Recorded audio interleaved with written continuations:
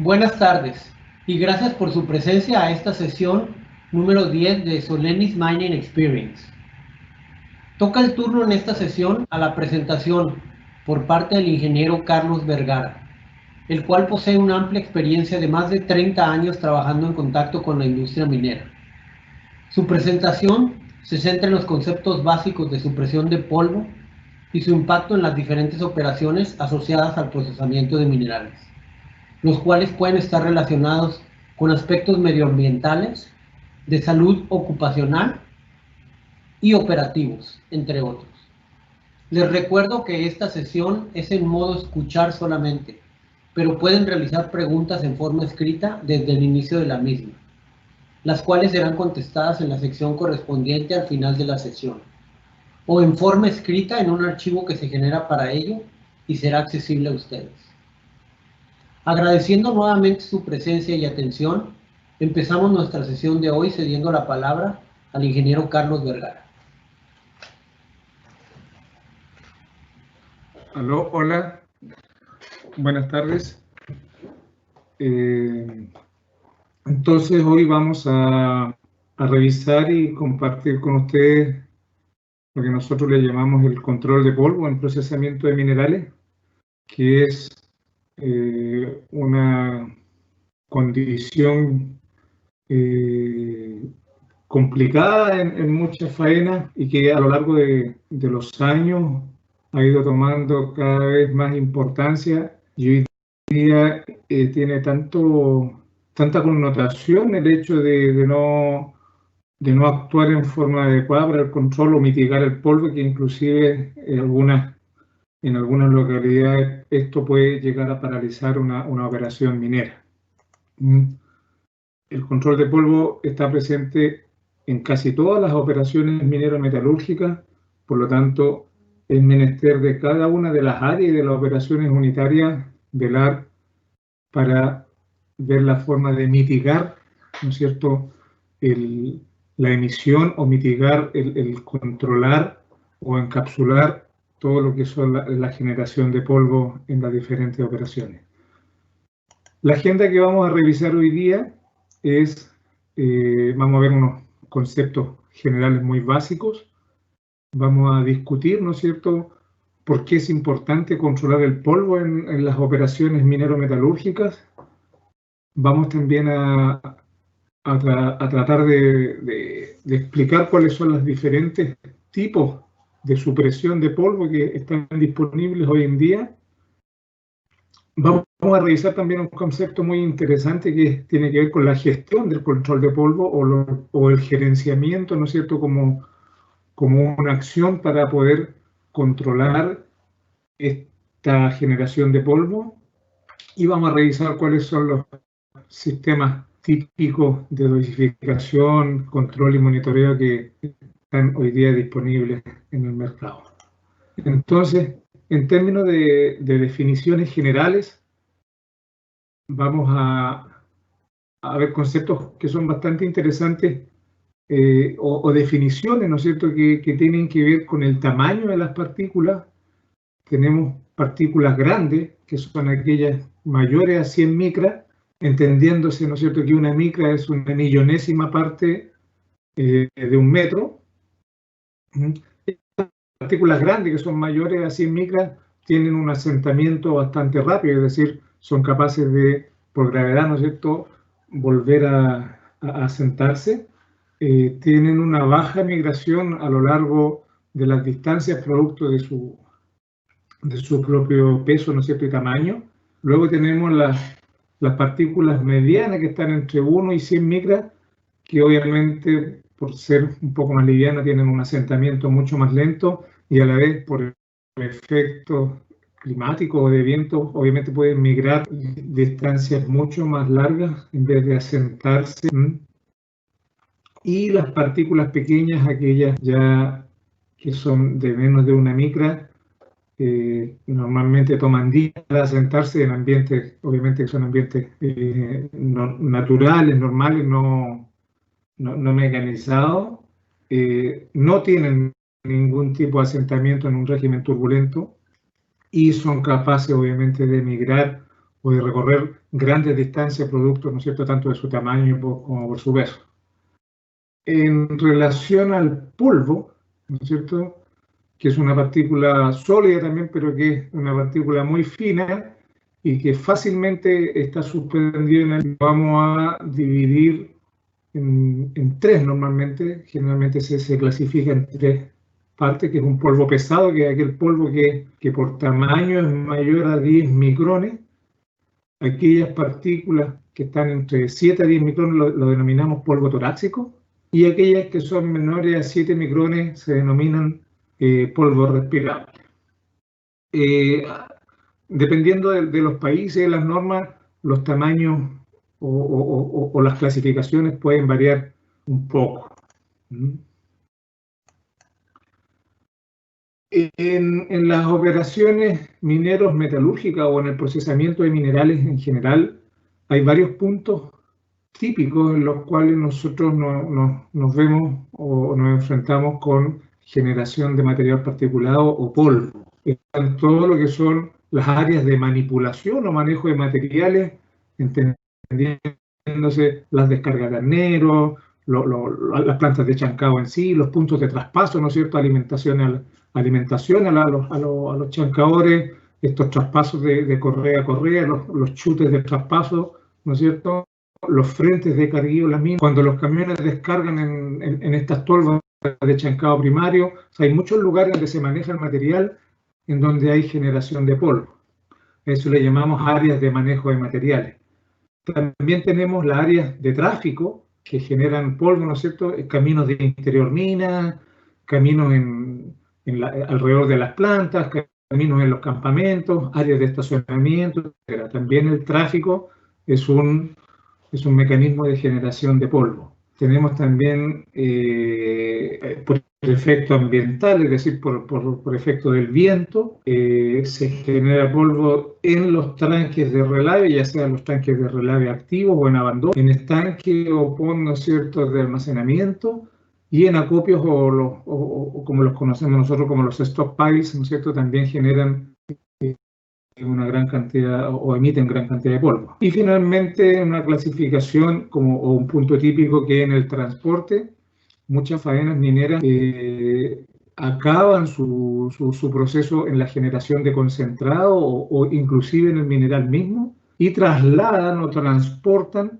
estos concentrados o estos materiales sólidos, ya sea en vagones de trenes o en camiones. Y en este transporte, pues, también por efecto de viento o por un mar encarpado a veces, también se genera polvo. Estos son algunos puntos típicos donde podemos generar polvo. Entonces, aquí viene la pregunta que nos hacemos, que obviamente es fácil de responder o es fácil de imaginarse: ¿por qué controlamos el polvo en procesos mineros? Si yo miro esto de forma bastante transversal, ¿no es cierto?, hay un tema de costo. La razón es una razón de costo, pero es que es un costo que está asociado no solamente a un costo monetario, sino que razones de costo porque hay un daño a la salud ocupacional, hay un daño al medio ambiente, ya sea a la flora, a la fauna, a la tierra misma o al agua, ¿no es cierto?, a la contaminación de aguas continentales. También hay riesgo o sea, hay un daño, ¿no es cierto?, por concepto de seguridad, porque el polvo, como vamos a ver más adelante, puede causar explosiones en los procesos, accidentes por problemas de visibilidad, también condiciones inseguras por temas de deslizamientos. También hay un tema asociado a los daños a las comunidades vecinas, a suelos agrícolas, ¿no es cierto?, a negocios, otro tipo de empresa que pueda estar cercano a una faena minera. También obviamente puede causar daño a las relaciones comunitarias, relaciones laborales, y sin duda al final del día un daño a la reputación o imagen de la empresa que está operando o explotando una determinada operación minera. Ahora, si nos vamos adentro de este análisis de costo, tenemos los costos monetarios directos, que es un... Perdón, me dicen que se dejó de escuchar. ¿Eso es correcto o ahora se escucha?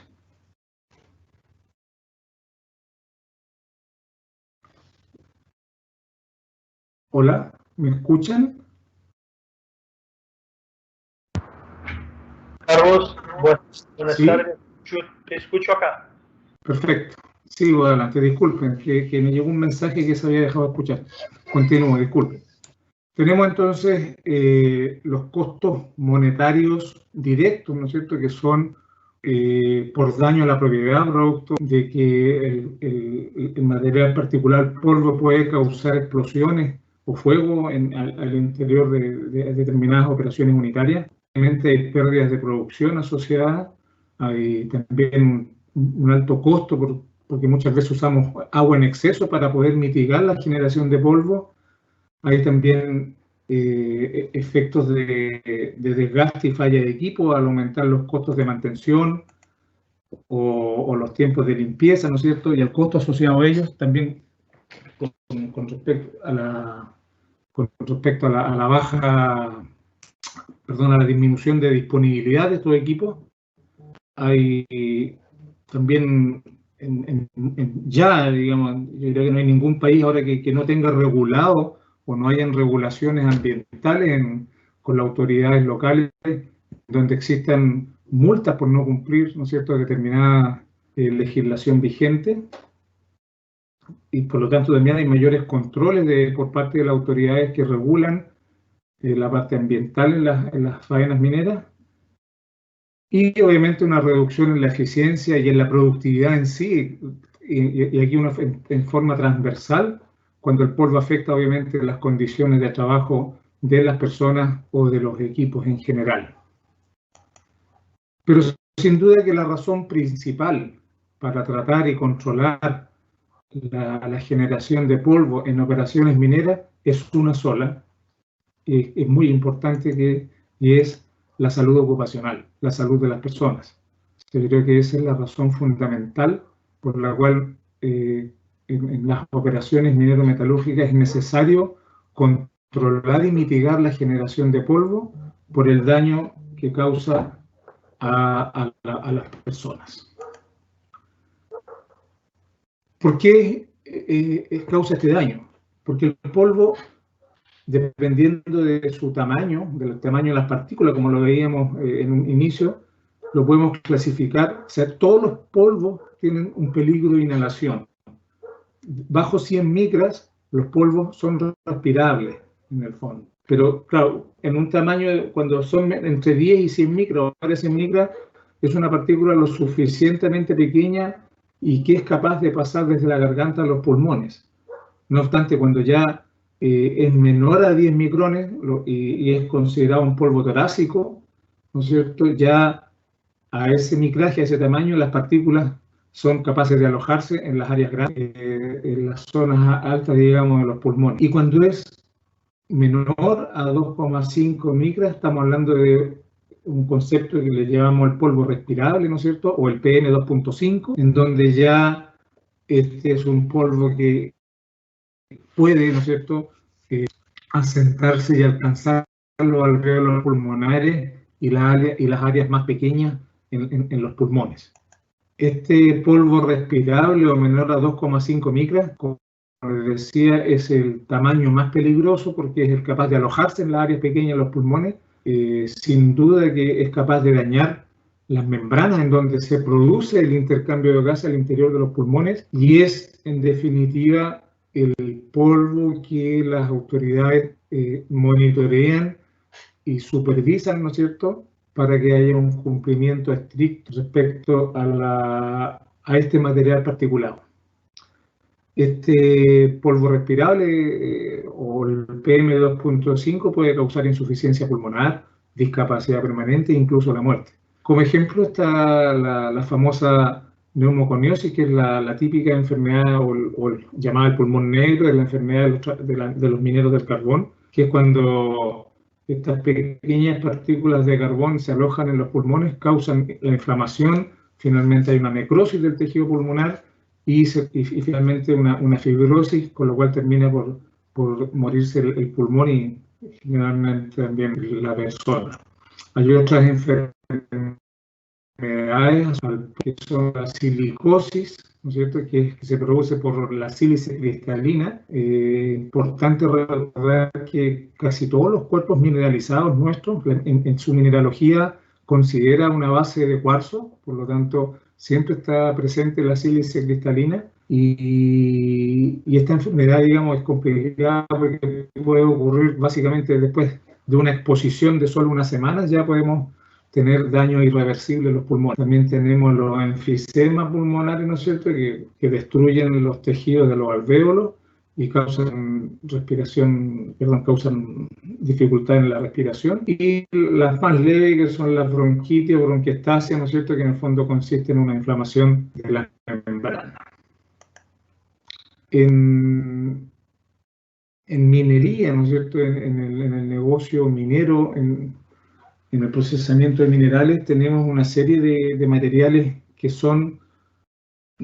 tienen determinada toxicidad y que sin duda es necesario controlar y evitar que estos se encuentren en un ambiente de tamaño respirable. Tenemos casos como el arsénico, el cadmio, el plomo, el mercurio, que están asociados a diferentes procesamientos, el oro, la plata, el cobre inclusive, o los poliméticos. Muchos de estos elementos forman la base mineralógica de los minerales y son elementos tóxicos, cancerígenos, tal cual el cromo, el níquel, el paladio, los sulfuros de cobre, los sulfuros de níquel también pueden producir efectos tóxicos, y los componentes bajos, ¿no es cierto?, de la tabla, que son los berilios y sus componentes, que también producen algunas enfermedades alergénicas, la beriliosis, que es una enfermedad crónica de los pulmones.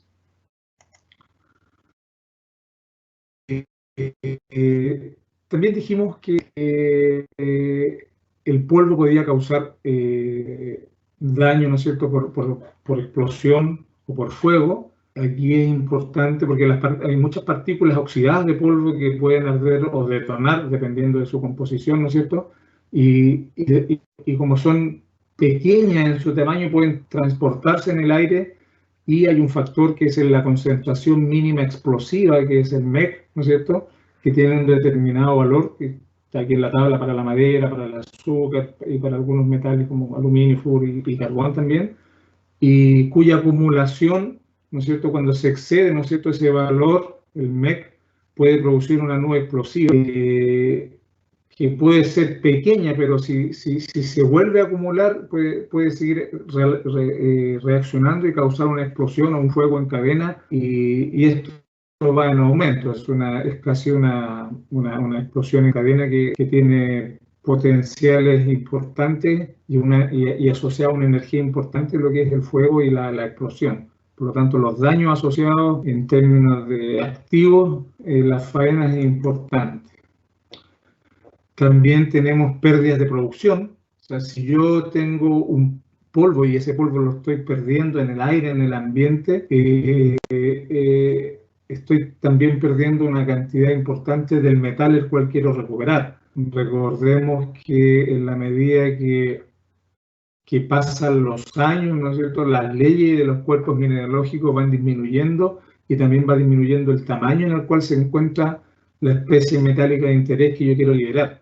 Por lo tanto, en la medida que yo pierdo polvo, también estoy perdiendo un porcentaje importante del metal de valor o de la pieza que yo quiero recuperar. Hay unos porcentajes que han sido estudiados y están en diferentes bibliografías, pues lamentablemente no la puse, pero en estos medios de transporte, cuando hablamos del transporte, como lo veíamos al principio, ya sea en camiones o en trenes de concentrado o de mineral en sí, normalmente se tiene una pérdida de un 3%. En todo lo que son acopios y stockpiles hay una pérdida asociada de un 2.6%, y en todo lo que es traspasos de correas transportadoras, puntos de traspaso, chute, arnero, hay una pérdida asociada del orden del 1.5%, y más un 20% que se va directamente a los costos de mantención.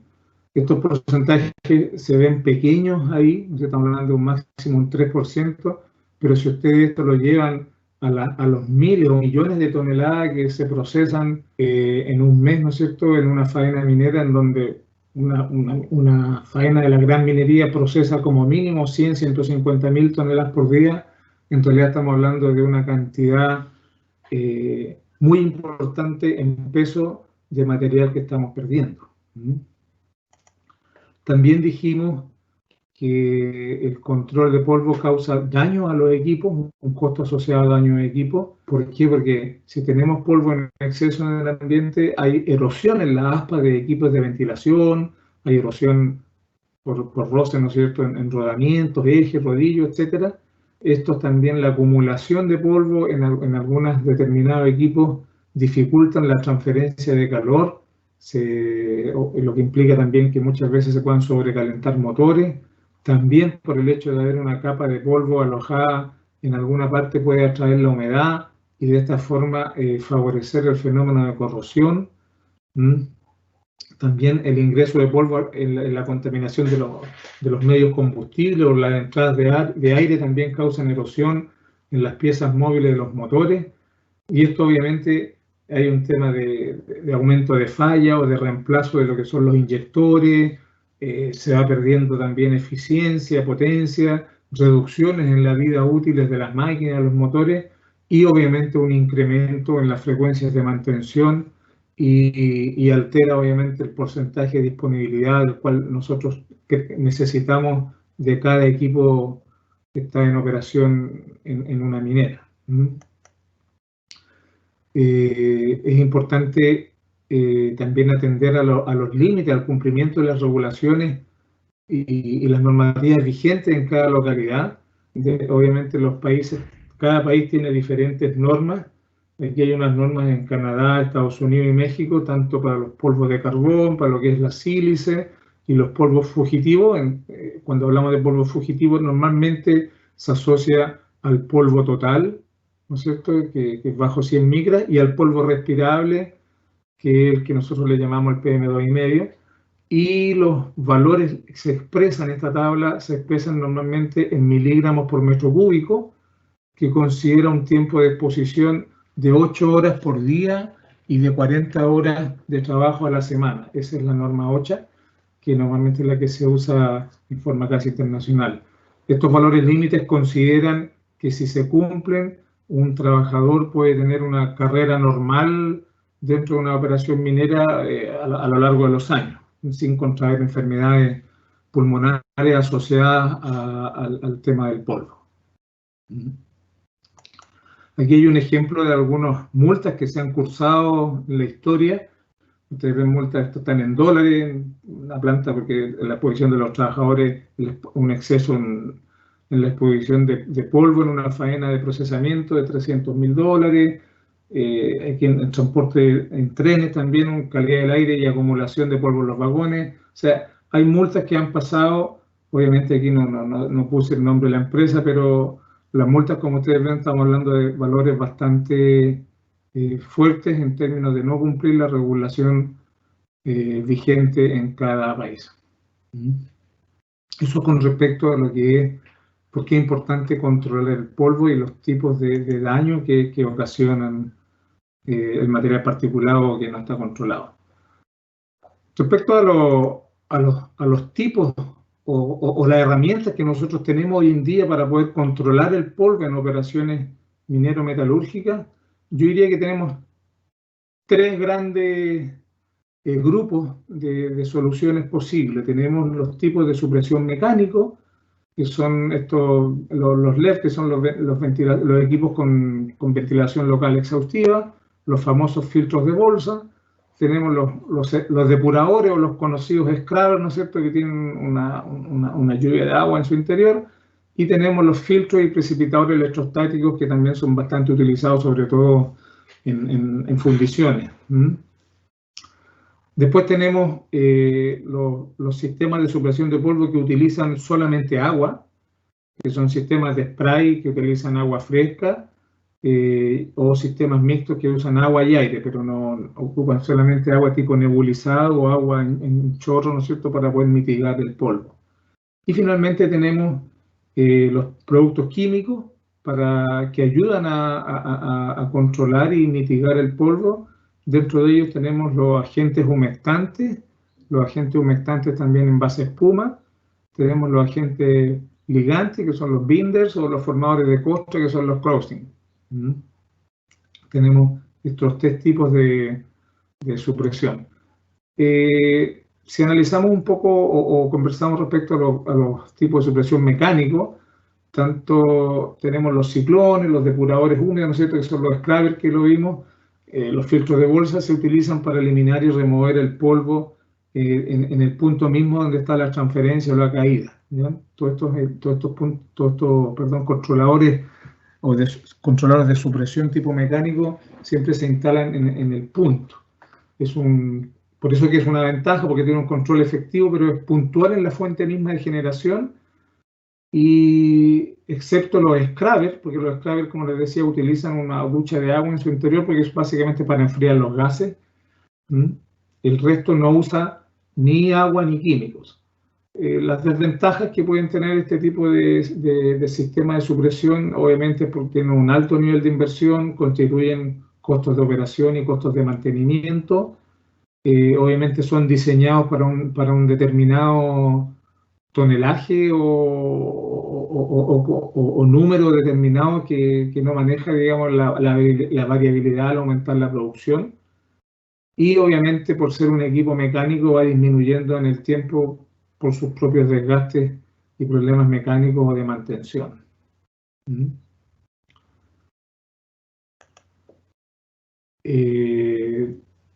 Todos los sistemas mecánicos reducen el polvo, como lo dijimos, ya sea tanto los ciclones, los scrubbers o los filtros de bolsa, ¿no es cierto? Y se usan en áreas confinadas o, como les decía, o en el punto mismo en que se genera. Esa es a veces ventaja, a veces desventaja, pero esa es la condición que tienen los filtros mecánicos. Ahora, respecto a los sistemas de supresión que utilizan solamente agua, el mayor uso, como lo vemos, inclusive lo vemos en muchas faenas, es en caminos, en plantas de chancado, en correas transportadoras y también en los stockpiles. Las ventajas, obviamente, es un bajo costo, siempre y cuando existe disponibilidad de agua. En algunos países como Chile, las faenas mineras se encuentran en el norte de Chile, en donde tenemos una escorrentía o una disponibilidad de agua de menor de 2000, es decir, es bajo el punto crítico normal. Hay una prohibición de que la industria minera use agua continental desde hace unos 5 años, por lo tanto se está usando otro tipo de agua, y las faenas mineras, uno de sus grandes KPI es el reuso y reciclo del agua, y es un recurso crítico. El recurso hídrico es un recurso crítico, por lo tanto, no sé si no es ni de bajo costo ni es disponible. Por otro lado, el tema de utilizar solamente agua, bajo el concepto que estábamos viendo ahora, es un equipo que es económico y de fácil operación, y tiene una buena respuesta, obviamente, en el corto plazo, si es que obviamente el material que se está tratando permite una buena y rápida humectación. Respecto a las desventajas de usar solamente agua como sistema supresor de polvo, obviamente requiere una repetición, porque es efectivo hasta que el agua se evapora, ¿no es cierto? Por lo tanto, requiere una alta frecuencia en la aplicación. El agua, como ustedes saben, tiene una tensión superficial alta, por lo tanto, muchas partículas de sólido, dependiendo de su base, ¿no es cierto?, tienen un ángulo de contacto que complica la humectación. Por lo tanto, siempre es requerido usar un volumen de agua bastante grande para poder tener una buena humectación de las partículas, producto de que el ángulo de contacto es bastante alto. Y obviamente también una desventaja es que altos consumos de agua, inclusive hay muchas restricciones, sobre todo cuando uno aplica agua pura en correas transportadoras. Es bastante complicado porque tú no puedes aumentar la humedad del mineral que estás transportando en la correa, porque empieza un tema de resbalamiento y tienes problemas agua arriba. Entonces, al final hay un tema de seguridad, hay un tema de problemas operacionales agua arriba cuando uno consume mucha agua. También es una desventaja eso. No obstante, el agua sigue siendo un tema bastante utilizado. Sirve, como te decía, para mantener esta humedad, prevenir el polvo fugitivo en los caminos, pero hay un tema de seguridad, el hecho de agregar mucha agua. Hay problemas en los equipos de transporte y hay un tema también de efecto de corto plazo porque es necesario la reaplicación continua de este sistema. Aquí se ve claramente lo que yo les decía, o sea, por mucha agua que nosotros le agreguemos sobre una correa transportadora, no vamos a lograr humectar toda la carga, solamente en la parte superior, debido a que el material normalmente que transportamos es hidrofóbico o el agua solamente por sí tiene un ángulo de contacto muy alto que implica que la humectación va a ser bastante lenta. Por lo tanto, es más efectivo humectar o tirar agua en los puntos de traspaso más que sobre las correas cuando usamos agua solamente como un elemento de supresión de polvo. Aquí un poco reforzando lo que hemos estado conversando respecto a cuáles son las limitaciones que tiene una supresión de polvo solamente utilizando agua. El agua tiene una alta tensión superficial, ¿no es cierto? Por lo tanto, el ángulo de contacto implica que la humectación en el contacto sólido-líquido no va a ser el más efectivo. Y obviamente esto va a implicar un gran consumo de agua que al final del día no es recomendable en las operaciones, producto que causa muchos problemas agua arriba y yo no puedo agregar en forma indiscriminada agua aun cuando la tenga disponible, porque obviamente hay procesos unitarios posteriores que yo no puedo estar transportando más agua que mineral. Entonces hay un tema que es complicado cuando yo quiero solamente pensar en controlar el polvo en base a agua. De ahí que es importante el tema de pensar en productos químicos, ya que es el suplemento o es la ayuda que necesita el agua para transformarse en un medio eficiente de controlar el polvo. Hay dos grandes familias en lo que es los productos químicos para controlar el polvo. Tenemos los agentes humectantes, ¿no es cierto?, que actúan como surfactantes.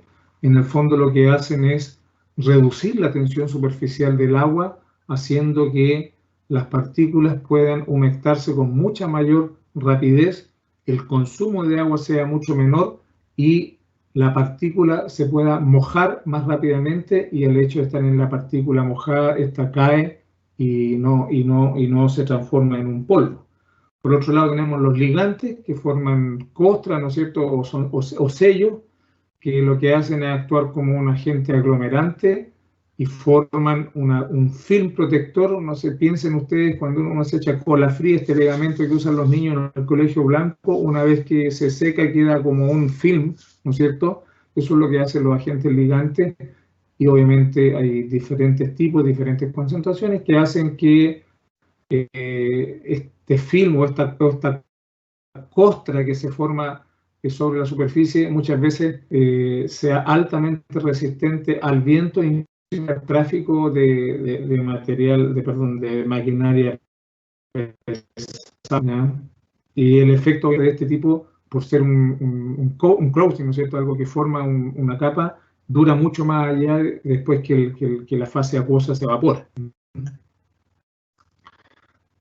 Alargando un poco o abriendo esta pareja de químicos, tanto surfactantes, humectantes o ligantes, tenemos en el fondo 5 tipos diferentes de productos químicos para control de polvo. Toda esta tecnología está disponible en Solenis, en el portfolio nuestro. Tenemos, como les decía, los agentes humectantes, los agentes en base espuma, ¿no es cierto?, que se utilizan con los humectantes, los aglomerantes, que dan un efecto residual sobre el material, los formadores de capa, que son los sellantes, los clothing, y los estabilizadores de camino. En estos 5 grupos yo creo que se agrupan las mayores especialidades químicas para lo que es la supresión de polvo. Cuando hablamos de agentes humectantes, ¿no es cierto? Tal como lo mencionamos, son surfactantes, es decir, son tensoactivos que son capaces de cambiar la fisicoquímica, la tensión superficial del agua o de la fase acuosa, ¿no es cierto? Que ya es una fase acuosa más químico y es capaz de disminuir el ángulo de contacto entre la interacción sólido-líquido, aumentando obviamente la velocidad de humectación, tal como se muestra, digamos, en estas dos figuras que quieren representar que, ¿no es cierto?, que una partícula, cuando es solamente agua, el ángulo de contacto es tan alto que no permite la colisión del agua, ¿no es cierto?, con las partículas sólidas. En cambio, cuando yo le altero la tensión superficial a esa gota de agua, la transformo, le cambio el tamaño y permite que haya mucha más interacción con las partículas sólidas, aumentando la humectación y permitiendo que esta obviamente no se transforme en un polvo, sino que más bien se asienten o sedimenten, ya sea en la correa o en el stockpile donde yo esté aplicando este agente humectante. Todavía estamos en el tiempo. Aquí tenemos, aquí hay 2 videos, un video donde hay un punto de traspaso en unas correas transportadoras donde se muestra cómo se genera el polvo sin tratamiento, y después la misma sección donde se aplicó un producto humectante, la misma sección está operando con la misma tonelaje y se ve claramente el cambio de la nitidez del área donde no se genera el polvo.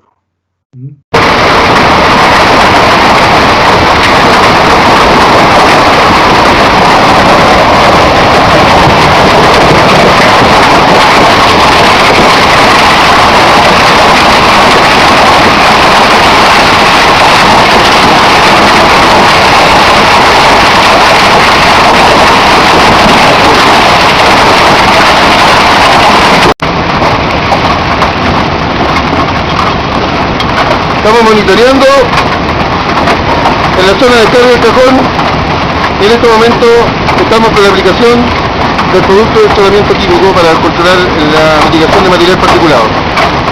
Como podemos observar, el polvo disminuye bastante.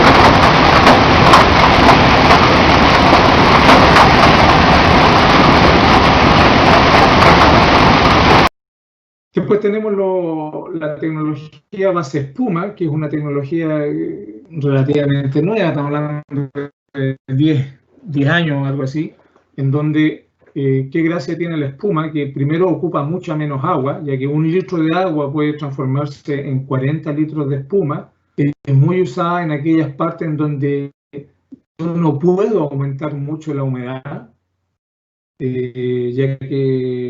ya sea sobre todo en la minería del carbón o en los stockpiles de carbón o muchos procesos en donde yo para el proceso posterior necesito que mi stockpile esté más o menos seco y no genere mucho polvo. Yo puedo utilizar la espuma porque la humedad que agrega la espuma es aproximadamente un 90% menos que la que se agrega, que la que haría el agua. Entonces es una tecnología química que es bastante utilizada, primero cuando hay mucha restricción de uso de agua y cuando queremos aumentar muy poco la humedad del material que queremos humectar. Hay equipos especiales para preparar y dosificar la espuma, que los vamos a ver un poco más adelante. Tenemos estos productos con efecto residual también, que son los aglomerantes, ¿no es cierto?, que en el fondo lo que hacen es unir las partículas y mantenerlas aglomeradas aún después que el agua se haya evaporado. La vida útil es bastante alta de estas aplicaciones, por lo tanto depende también mucho de si es una zona que va a estar sujeta a mucho tráfico o a mucho viento. Es digamos, el producto donde se puede ser dosificado solamente el aglomerante, o si necesita la ayuda primero de un surfactante o un programa dual humectante con aglomerante. tenemos posteriormente los formadores de capa o los sellantes, que ya son en algunas áreas donde yo necesito, por ejemplo, un tranque relave en abandono o un área aledaña a la mina en donde yo sé que no hay tráfico, pero por efecto del viento siempre está llegando polvo a las instalaciones o acampamento o alguna parte. Entonces si yo necesito sellar esa zona para que el polvo no arrastre viento, existen unos productos que logran, y es fácil tenerlos y mantenerlos por años sin que generen polvo, porque forman una costra bastante permanente, que es impermeable y a la vez mecánicamente estable, o sea, resiste peso y resiste erosión de viento. Finalmente, una de las aplicaciones también bastante típicas son los caminos, los agentes estabilizadores de camino. Normalmente se usan mezclas de productos y requiere, eso sí, un trabajo previo en el camino. Muchas veces no es llegar y agregar el producto, sino es necesario preparar la carpeta para que el camino quede estabilizado desde el punto de vista mecánico, y se genere un rodado, una carpeta de rodado, ¿no es cierto?, estable, y pueda controlar el polvo que genera, sobre todo los caminos de interior mina, donde el tráfico es bastante pesado. Estamos hablando de camiones sobre 200, 400 toneladas. La gracia que tienen estos productos es que al ser productos orgánicos, ¿no es cierto?, a diferencia hoy día se usa mucho en los camiones la bichufita, que es el cloruro de magnesio, pero cuando hay mucha humectación, esta sal de magnesio es bastante resbaladiza y puede causar deslizamiento o accidentes. Entonces hay que tener también ojo con eso. Aquí también hay un video inserto en la presentación que muestra una prueba en un camino interior mina. Viene un camión de extracción de alto tonelaje pasando por una zona que ya ha sido carpeteada y que está aprobada con producto químico, y se ve primero que no genera polvo el camión, y se hace una maniobra de frenado brusco del camión para que se note la resistencia mecánica que produce el químico en el carrito.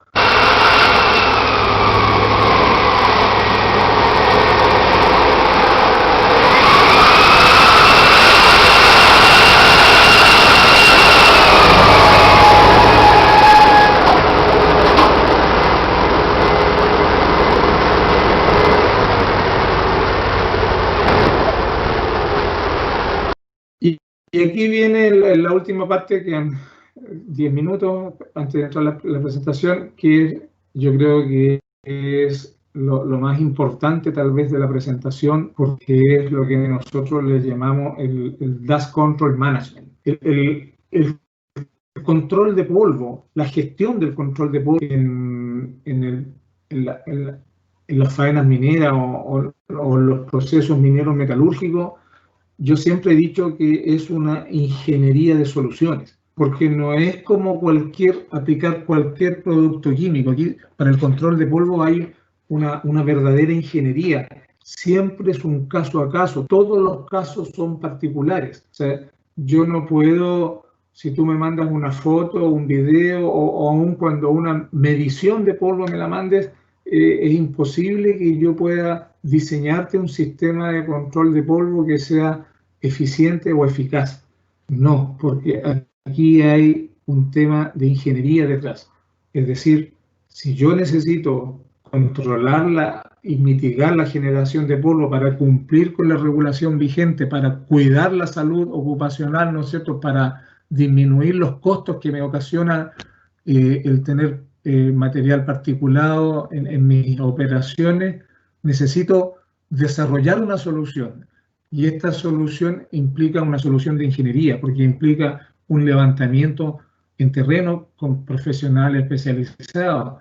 Hay que definir tipo de equipo, hay que definir el número de aplicaciones, porque no es llenar de aspersores un stockpile para agregarle químico, no. Hay que definir el número de aplicaciones, hay que definir el tamaño de los equipos, hay que hacer pruebas de laboratorio, hay que definir posteriormente un programa químico, porque aun cuando en una aplicación yo digo, no, aquí yo tengo que echarle un humectante, un surfactante, hay operaciones agua arriba que pueden tener problemas si tú utilizas un producto químico, no sé, tienes una planta de extracción por solvente, tú no puedes agregar un tensoactivo muy fuerte o mucho de un tensoactivo porque obviamente te puede causar daño en el extractante en la etapa de extracción por solvente o en la electrowinning o en la molienda o donde sea. O sea, hay un estudio detrás de esto y obviamente al final hay que determinar los caudales de alimentación de agua, de químicos, de aire, etc. O sea, aquí voy yo que la gestión del control de polvo, el Dust Control Management, es una verdadera solución de ingeniería y es un caso a caso. Todo es customizado, no hay algo estándar. Cuando yo selecciono un programa químico o la implementación de un programa químico, necesito hacer muchas cosas. Y se hacen muchas cosas y afortunadamente en Solenis las tenemos. Tenemos cómo monitorear, ¿no es cierto?, una medición en tiempo real con estos equipos Dust Track para monitorear la calidad del aire o el tamaño de partículas de polvo minuto a minuto en una determinada instalación. Tenemos los equipos para hacer, para evaluar los surfactantes, ¿no es cierto?, cómo van a actuar en el manejo, en la humectación de los materiales. Tenemos en los laboratorios, ¿no es cierto?, el desarrollo, cómo desarrollar esta ingeniería de soluciones. Podemos medir, ¿no es cierto?, tenemos equipos para medir también la fuerza de corte de estas costras que se forman, ¿no es cierto?, cuál va a ser su resistencia mecánica.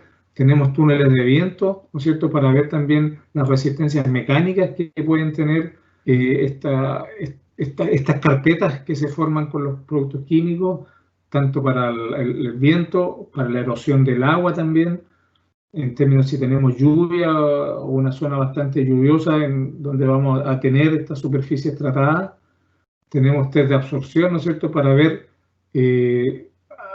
cuál es el límite que nosotros tenemos que llegar en dosificar un producto para lograr la máxima humectación. Y obviamente test de percolación que nos va a impedir, ¿no es cierto?, para ver qué tan hidrofóbica va a quedar la superficie que nosotros vayamos a tratar en el caso particular de querer sellar un tanque relave.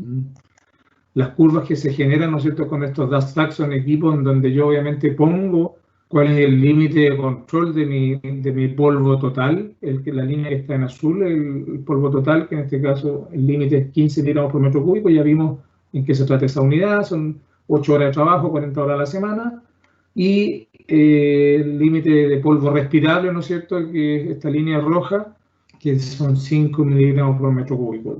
Esa norma, digamos, todos los países tienen diferentes normas. Y eso es lo que nosotros primero medimos, ¿no es cierto?, para ver qué tan alejados o qué tan desviados estamos respecto del objetivo del KPI que queremos perseguir. Aquí hay una muestra de los equipos que tenemos en terreno, que cómo se mide el control de polvo en laboratorio. Tenemos estos ladrillos que se forman, ¿no es cierto?, para evaluar los agentes, los aglomerantes, los de costra. Aquí está el equipo que te mide el punto de quiebre o de tensión de las costras, de las carpetas que se van formando. Tenemos los túneles de viento, ¿no es cierto?, en donde podemos medir la resistencia mecánica a la erosión por viento o a la vibración también. En este caso, este equipo lo permite. Y tenemos equipos que son capaces de medir, ¿no es cierto?, cuál es la resistencia a la ruptura, como les decía, de estos agentes que forman la costra. Se toman todos estos ensayos, uno puede medir velocidad de viento, ángulo, vibración, etc. Y esto, digamos, es el laboratorio en el cual con el cual yo empiezo, ¿no es cierto?, esta ingeniería de soluciones, a ver cuál va a ser a lo mejor el mejor programa químico o el químico que mejor responde al control de polvo, ¿no es cierto?, o a la velocidad de humectación, y etcétera. Pero con eso yo no tengo solucionado el problema. Recién el problema yo lo soluciono cuando sigo la siguiente etapa y empiezo con el diseño de la ingeniería, la solución de ingeniería, que es el equipamiento. Y aquí es donde empiezo a ver o a tratar de diseñar a pensar qué tipo de aspersor voy a usar, qué cantidad de aspersores voy a usar, dónde los voy a ubicar, qué ángulo les voy a dar, ¿no es cierto? Si los voy a poner en barra, los voy a poner, ¿no es cierto?, en sistemas individuales. Todo eso forma parte de lo que yo les digo, la ingeniería de aplicaciones, porque hay una gran opción, una gran oferta en el mercado de muchas cosas, pero todo forma parte de una solución integral, es una ingeniería de soluciones, ¿no es cierto? Una vez que está todo diseñado, elegido el programa químico, diseñado la forma de aplicación, obviamente vamos y verificamos en una prueba industrial, verificamos el performance, el cumplimiento de los KPI, posteriormente se hace la instalación definitiva, se hace el servicio de asistencia técnica, de monitoreo y se hace el entrenamiento que sea comprometido a los operadores tanto en lo que es el control de polvo, la seguridad, las pautas y en el uso de los equipos, y se entregan los manuales de operación y mantención. Por lo tanto, en definitiva, lo que esta ingeniería de soluciones es básicamente una auditoría, ¿no es cierto?, que se le hace a los sistemas, en donde, en el caso nuestro, como Soleni ataca esto, es con un equipo de profesionales que va a terreno, hace el survey en las plantas cuando existen o no existen sistemas, si es que hay sistemas de polvo, si es que hay problemas en las correas, los chutes. En el fondo se desarrollan verdaderos informes de esta ingeniería de soluciones, en donde se le entrega finalmente al cliente estos informes auditados punto por punto, identificando el sistema de acuerdo a los P&ID, ¿no es cierto?, que deberían entregarnos a los clientes. Se hace un análisis de la situación actual, se indica cuáles podrían ser las posibles mejoras que se deberían hacer en cada uno de los puntos. Finalmente se hace un prediseño de lo que sería desde que se ingresa el agua al punto, ¿no es cierto?, hasta que se llega con las lanzas de aspersión para realizar una evaluación industrial, por ejemplo.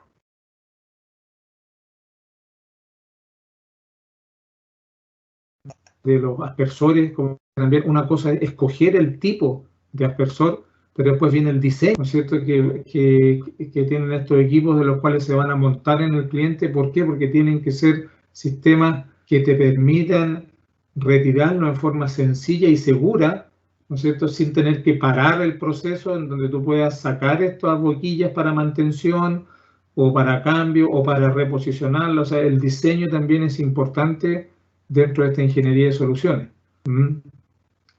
Como les decíamos en delante, hace un rato atrás, una slide anterior, es importante la selección de aspersores y la ubicación, porque en el fondo necesitamos evaluar cuál es la presión del agua, el caudal, cuál es la calidad de agua, si es necesario filtrar, si es necesario ablandar, ¿no es cierto?, cuál es la distancia que tiene que tener el aspersor hasta el punto de donde se genera el polvo, ¿no es cierto?, el tipo de pulverizado, si el cono es flat, es cono hueco, es cono lleno, etc. Hay una cantidad importante de cosas que hay que medir, desarrollar y analizar cuando uno va a hacer o implementar un sistema de control de polvo en cualquier punto que se esté generando en la operación. Aquí hay un ejemplo de un stockpile, ¿no es cierto?, que está con y sin tratamiento. Tenemos aplicaciones en diferentes superficies. Aquí en el camino tenemos caminos de acceso a mina, caminos de interior mina, caminos campamentos, tranques de relave en operación o en abandono.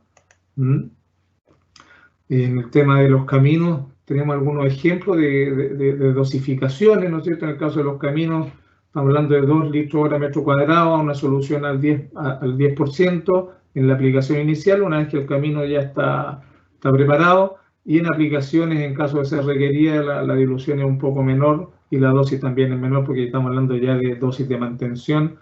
Y la forma de aplicación normalmente en camino es en camiones cisterna, en camiones aljibe, en algunos casos por pulverización aérea, y obviamente considerando todo lo que es el control, los dispositivos de control remoto. En lo que es transporte, ya sea en camión o en trenes, aquí se ve en la fotografía un vagón de tren donde hay un sistema instalado de pulverización en donde se inyecta este producto que forma una costra, un film, ¿no es cierto?, sobre el material que queda expuesto al aire para evitar que posteriormente en su trayecto no se generen estas pérdidas o emanación de polvo en el camino. En los stockpiles también, o en taludes de tranque, tenemos cómo podemos ir aplicando estos agentes ligantes o aglomerantes que van sellando la superficie, creando esta costra, digamos, tal como se muestra en la figura, para evitar que se genere polvo por erosión de viento o por otro tipo de acción mecánica. Y finalmente quería mostrarle un poco cuáles son los equipos de dosificación, monitoreo y control que nosotros estamos utilizando para este tipo de aplicaciones. Estos son los equipos básicos de dosificación de producto químico, donde se inyecta el agua y en otros puntos se inyecta el producto, ¿no es cierto?, cosas que se mezclen y van posteriormente al punto de aplicación, tienen sus propios tableros de control.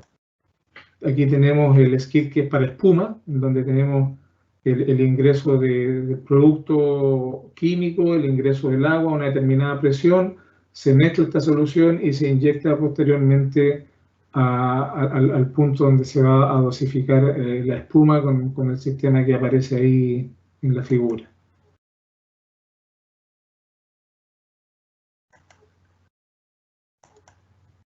Y para los casos de los binders o estos ligantes, ¿no es cierto?, aglomerantes, también son sistemas muy parecidos, donde se ingresa el agua, se ingresa el producto y hay una barra, ¿no es cierto?, donde hay una determinada presión con aspersores correctamente elegidos para esa aplicación.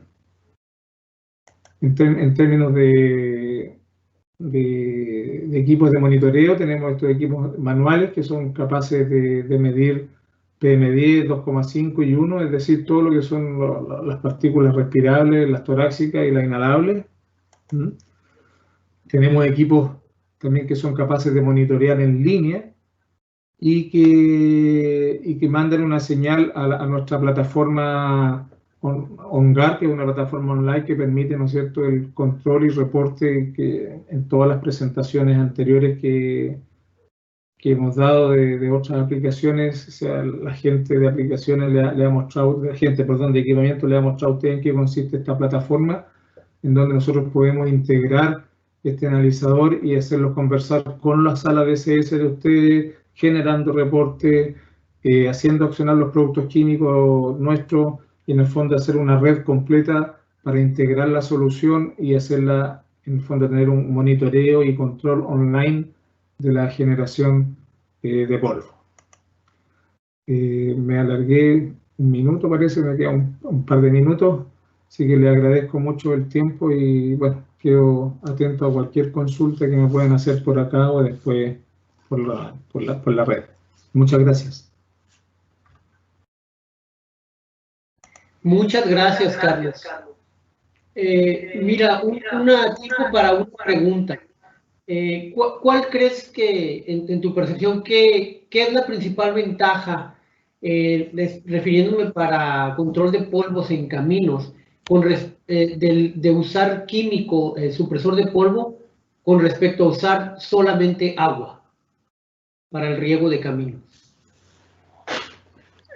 Tal como les decía en delante, el uso del agua es un tema primero de disponibilidad. En muchas partes, en muchas faenas mineras, el agua se está reutilizando y reusando para los procesos.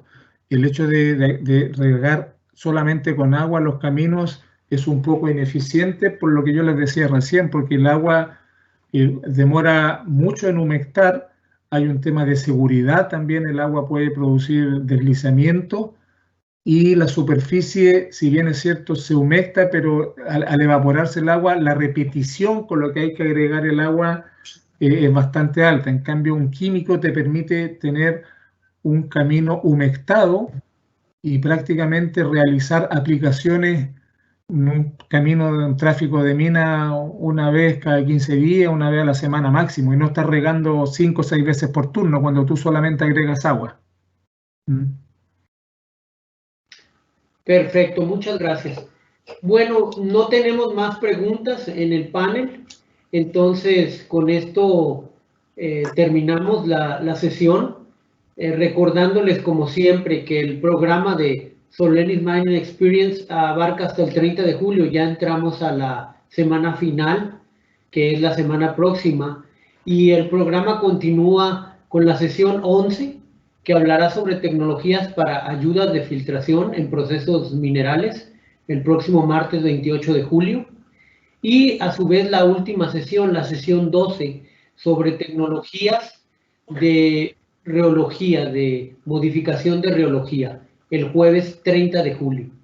Les recordamos también que el horario de inicio es a las 4 p.m. hora del este de Estados Unidos, y pueden consultar la hora correspondiente al país donde se encuentren en la invitación que les hicimos llegar al respecto.